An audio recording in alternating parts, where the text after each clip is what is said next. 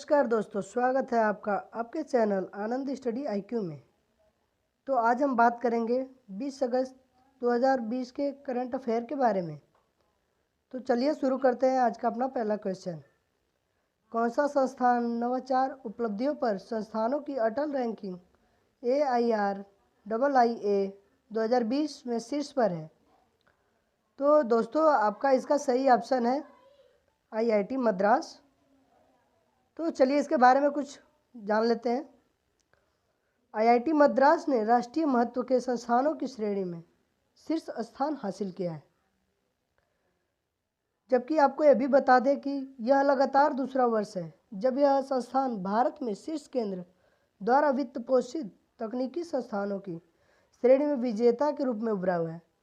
लगातार 2 वर्षों से IIT मद्रास शीर्ष श्रेणी पे है तथा इसी क्रम में दूसरे स्थान पर IIT बॉम्बे और तीसरे स्थान पर IIT दिल्ली तथा चौथे स्थान पर बेंगलुरु का भारतीय विज्ञान संस्थान IISc है।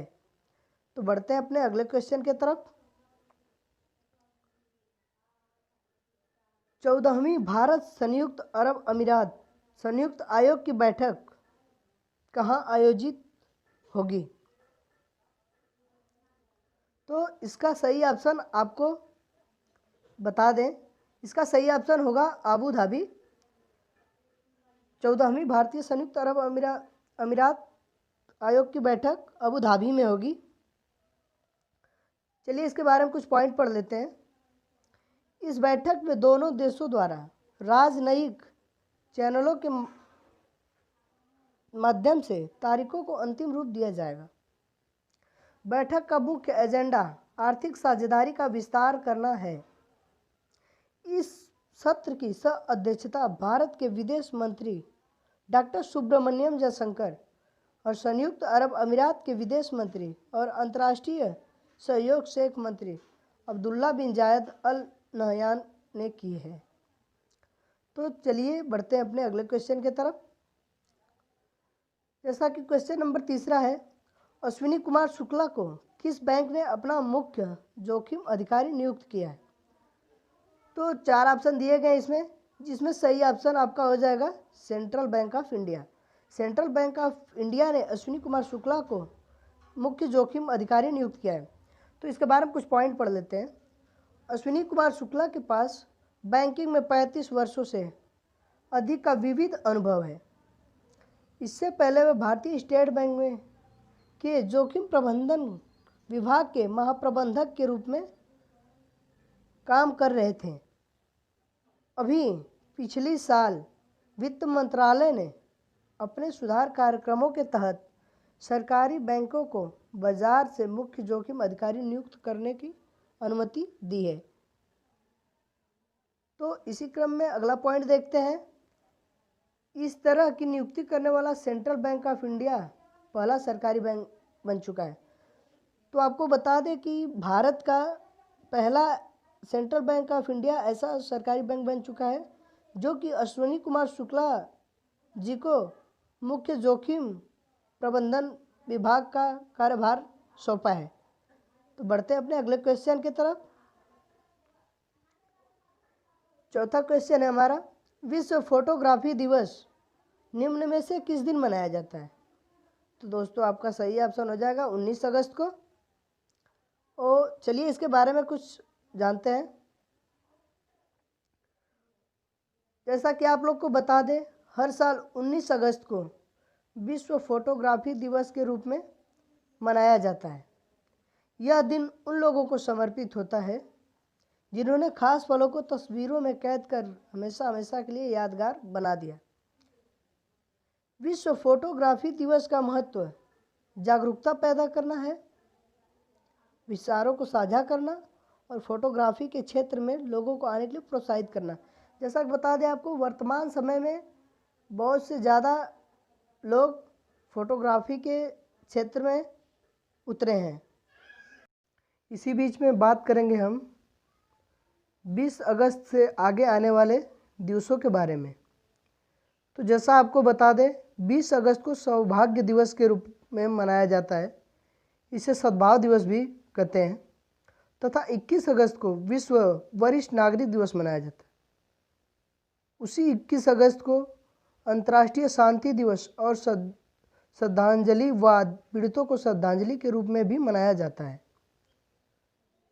तथा 23 अगस्त को दास व्यापार और उसके उन्मूलन के लिए अंतर्राष्ट्रीय दिवस मनाया जाता है। 26 अगस्त को महिला समानता दिवस के रूप में जाना जाता है तथा 29 अगस्त को परमाणु परीक्षण के खिलाफ अंतर्राष्ट्रीय दिवस आईडेंट के रूप में जाना जाता है। और 29 अगस्त को ही राष्ट्रीय खेल दिवस के रूप में भी मनाया जाता है तथा 30 अगस्त को लागू विवाद के पीड़ितों का अंतर्राष्ट्रीय दिवस जाना जाता है। चलिए बढ़ते हैं अपने अगले क्वेश्चन की तरफ। तो क्वेश्चन हम लोगों का 5वां क्वेश्चन है, निर्वाचन चुनाव आयुक्त ने अपने पद से इस्तीफा दे दिया है, उनका क्या नाम है? तो दोस्तों 4 ऑप्शन आपको सामने दिए गए हैं, उनका नाम है Ashok Lavasa. Option number A सही है। चलिए इनके बारे में कुछ जानकारी प्राप्त करते हैं। जैसा कि आपको बता दें, अशोक लवासा ने चुनाव आयुक्त के पद से इस्तीफा दे दिया है। उन्होंने 18 अगस्त 2020 को राष्ट्रपति रामनाथ कोविंद, भारत के जो वर्तमान राष्ट्रपति हैं, रामनाथ कोविंद को अपना इस्तीफा सौंपा। अब अशोक लवासा एशियाई विकास बैंक एडीबी में उपाध्यक्ष पद को संभालेंगे। वे एडीबी में दिवाकर गुप्ता का स्थान लेंगे। जैसा कि आपको बता दें, एडीबी के पहले मतलब इससे पहले उपाध्यक्ष दिवाकर गुप्ता जी थे, तो अशोक लवासा जी उनका पद ग्रहण करेंगे। इसी क्रम में आगे बढ़ते हैं। दिवाकर गुप्ता का कार्यकाल 31 अगस्त को समाप्त होने वाला है। अशोक लवासा हरियाणा के 1980 बैच के रिटायर्ड आईएएस अधिकारी हैं।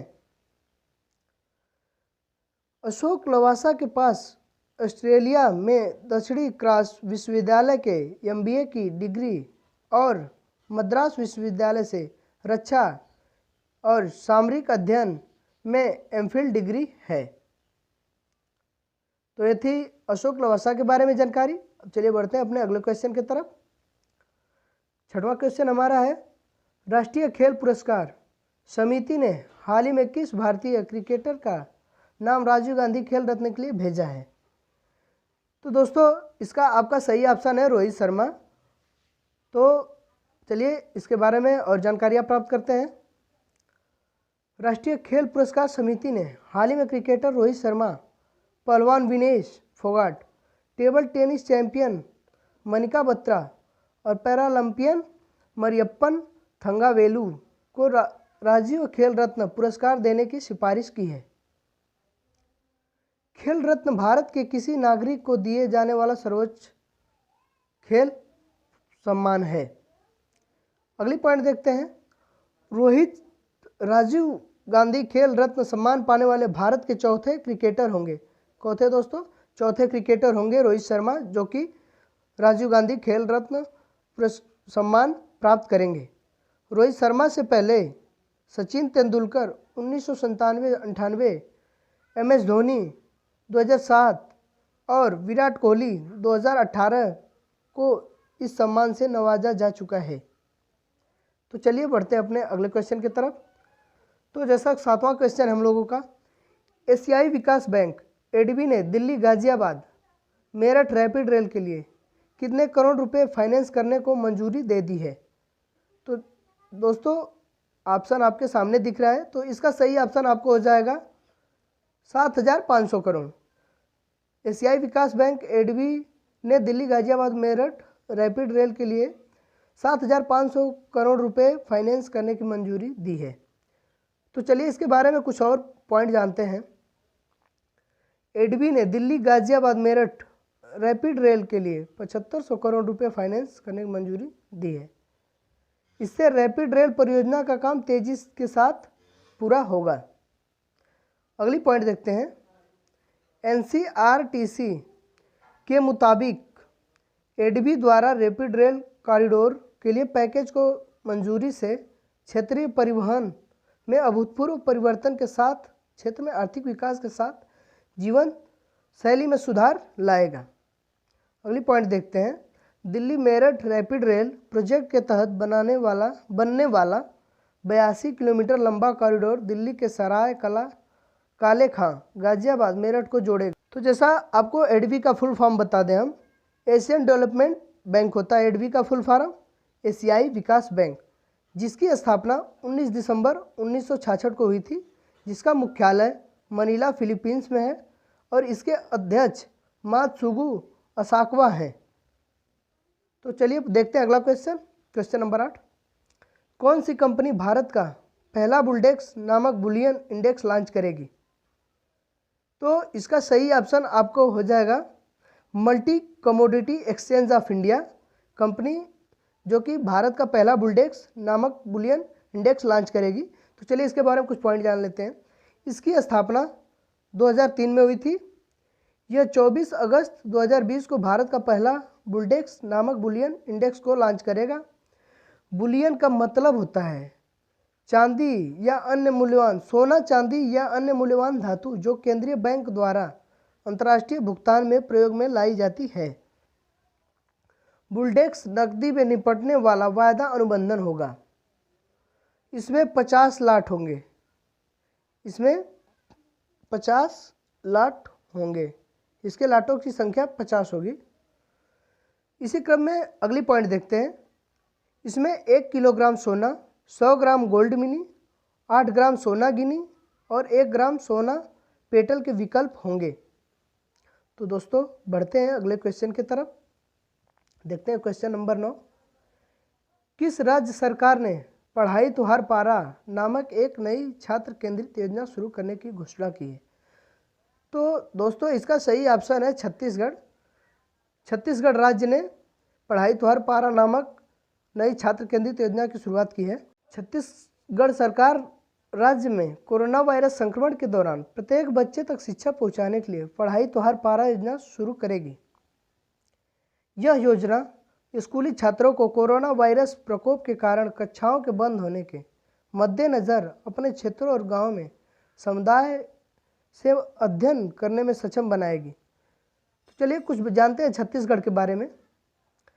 छत्तीसगढ़ की स्थापना 1 नवंबर सन 2000 को हुई थी, जिसमें एक 26वां राज्य बना था। इसकी राजधानी अटल नगर नया रायपुर है। इसके मुख्यमंत्री भूपेश बघेल हैं, जो कि कांग्रेस के नेता हैं। गवर्नर इसकी हैं अनुसुईया उइके।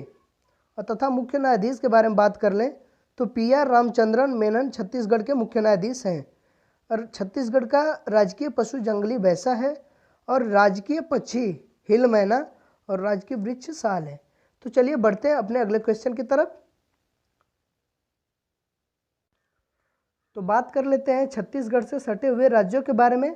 तो इसके 7 पड़ोसी राज्य हैं, जिसमें है मध्य प्रदेश, उत्तर प्रदेश, झारखंड, ओडिशा, महाराष्ट्र, तेलंगाना और आंध्र प्रदेश। इसमें लोकसभा की कुल 11 सीटें हैं तथा राज्यसभा की 5, विधानसभा में 90। और नेशनल पार्क की बात करें तो Achanakmar national park, Indravati national park Chhattisgarh के मुख्य नेशनल पार्क है।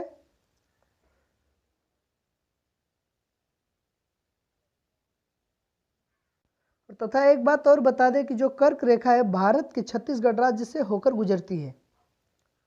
अगली पॉइंट देखते हैं।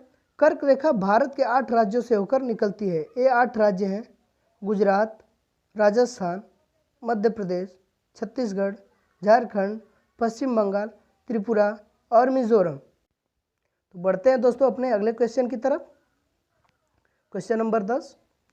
सरकार ने इथेनॉल सम्मिश्रण कार्यक्रम इथेनॉल ब्लेंडिंग प्रोग्राम के तहत वर्ष 2022 तक पेट्रोल में कितने प्रतिशत बायो इथेनॉल सम्मिश्रण का लक्ष्य रखा है? तो इसका सही ऑप्शन आपका हो जाएगा 10%। तो चलिए इसके बारे में कुछ जानकारी लेते हैं। इथेनॉल सम्मिश्रण कार्यक्रम को राष्ट्रीय जैव ईंधन नीति 2018 के अनुरूप लॉन्च किया गया था। इथेनॉल एक जल रहित एथिल एल्कोहल है, जिसका रासायनिक सूत्र C2H5OH होता है। अगली पॉइंट देखते हैं। भारत आयातित कच्चे तेल पर अपनी निर्भरता को कम करना चाहता है। यह अनुमान है कि 5% इथेनॉल सम्मिश्रण के परिणाम स्वरूप लगभग 1.8 मिलियन बैरल कच्चे तेल का आयात कम हो जाएगा। इथेनॉल सामग्री के रूप में चीनी उद्योग के उत्पाद का प्रयोग किया जाता है, जिसमें कार्बन डाइऑक्साइड, कार्बन मोनोऑक्साइड और कार्बन हाइड्रोकार्बन के उत्सर्जन में शुद्ध कमी होने की उम्मीद है। हाँ तो दोस्तों, आशा करते हैं कि मेरे द्वारा दी गई जानकारी आपको पसंद आई होगी। अगर जानकारी पसंद आई तो वीडियो को लाइक करें और चैनल को सब्सक्राइब करें। जैसा कि आपको बता दें, ये मेरा पहला प्रयास था, तो कोई भी अगर त्रुटि हो तो उसे माफ़ करने की कृपा करें और अपनी राय कमेंट बॉक्स में दें। तो लेते हैं आपसे अलविदा, मिलते हैं अगली वीडियो में। तब तक के लिए बाय बाय, टेक केयर।